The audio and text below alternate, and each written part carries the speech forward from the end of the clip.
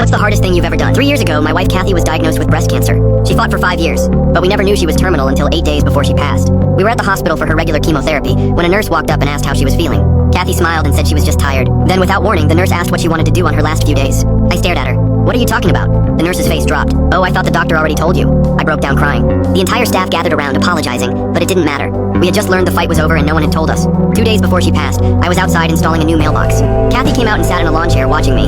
The sun made her skin look less yellow, and I told her she was looking better. I wanted to believe she was getting better. That night, Kathy started vomiting constantly.